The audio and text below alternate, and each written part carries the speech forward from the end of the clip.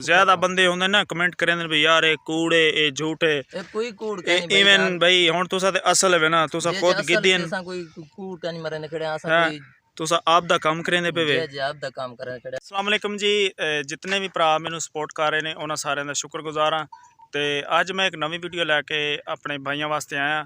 अज मैं तुहानू दिखावांगा कि इत्थे भाई ने अवैस भाई उन्होंने बकरियां दा एक फार्म बनाया होया है ਤੇ ਫਿਲਹਾਲ ਉਹ ਬੱਕਰੀਆਂ ਚਰਾ ਰਹੇ ਨੇ। ਇਹਨਾਂ ਕੋਲ ਪੁੱਛਦੇ ਆ, ਇਹਨਾਂ ਨਾਲ ਗੱਲਬਾਤ ਕਰਦੇ ਆ ਕਿ ਤੁਸੀਂ ਕਿੰਨੀਆਂ ਬੱਕਰੀਆਂ ਤੋਂ ਕੰਮ ਸ਼ੁਰੂ ਕੀਤਾ ਹੈ ਔਰ ਇਸ ਟਾਈਮ ਕਿੰਨੀ ਕੁ ਇਨਕਮ ਲੈ ਰਹੇ ਹੋ। ठीक है जी, अस्सलाम वालेकुम जी। वालेकुम सलाम भाई। जी अवैस भाई क्या हाल है, ठीक हो? ठीक ठाक, शुक्र अल्लाह दा भाई। बिया सुनाओ तबीयत ठीक है? अल्लाह दा करम है। सुनाओ माल रखी खड़े वे? जी सिंह जी ये अपने चोखे जानवर हैं? अपने हुन 50 पर होए। 50 भर हुए? जी जी। इहदे च चोखियां बकरियां चोखियां भेटां ने? बकरियां 20 बकरियां ने ते 30 पेडां ने। 30 पेडां ने? हां जी। अच्छा ते ये कितना अरसा हो गया तुहानू ये काम करदे? 2-4 साल हो गए। पंजाबी बोल सकदा मैं?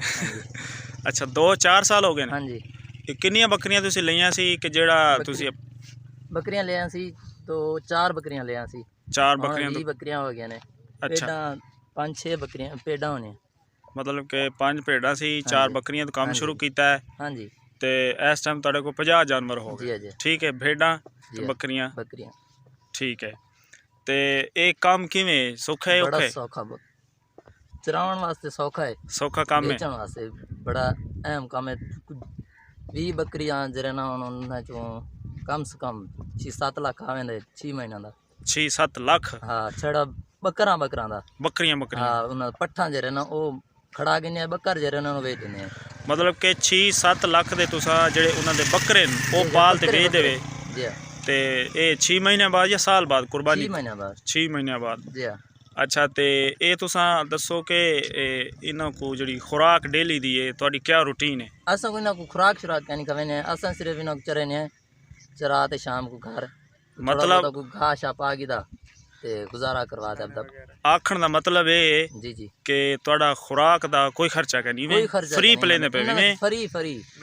अच्छा आप दी मेहनत करते अब दा फल जाता ए सारा डी चौके घंटे ना कुछ चरावना पौंदे? सारा डी चरावे ना को चरावण दे हिसाब नाल जिवें घा होया खाले बने होए 8-9 बजे या 10 बजे छोड़ दिया वल ढकड़ाया वल खड़िया रह गया, शाम को 3 बजे कढ़िया वल 2 घंटे चराया ते सुकून मारे शाम को। अच्छा। रात दा सुकून दा सुता फजर उठिया ते वालो काम।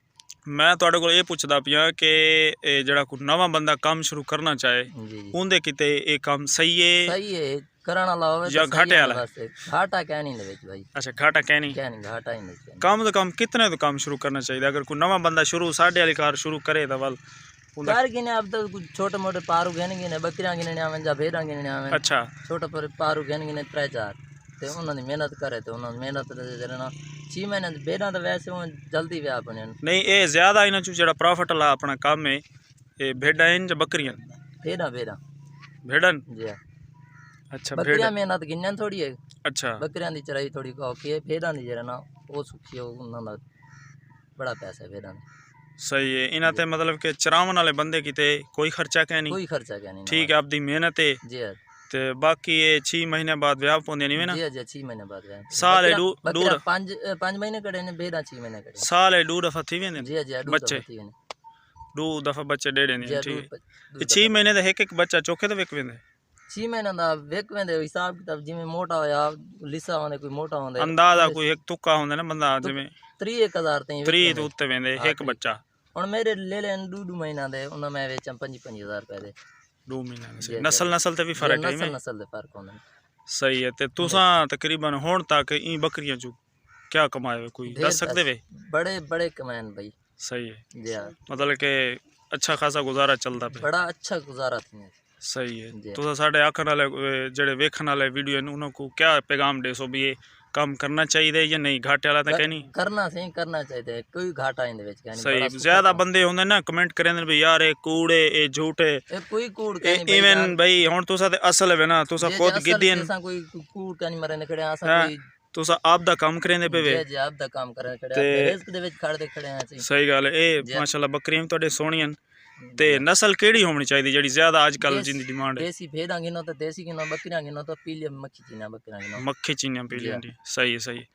ठीक है साईं, मेहरबानी अवैस भाई। अल्लाह ताला ठीक है। खुश रखे, ਤੁਹਾਡੇ ਕੰਮ को ज़्यादा तरक्की आवे ठीक है और भाई। ਤੁਹਾਡਾ फार्म अल्लाह ਜਿਹੜਾ खुश रखे, अल्हम्दुलिल्लाह ज़्यादा तो ठीक है। ज़्यादा आधे साल समझो कि 100 थी खड़ी होवे हैं। जी, जी, 100 थी वैसे हाँ इंशाल्लाह। ठीक है, अल्लाह हाफिज़ हैं। ठीक है, ओके, ठीक।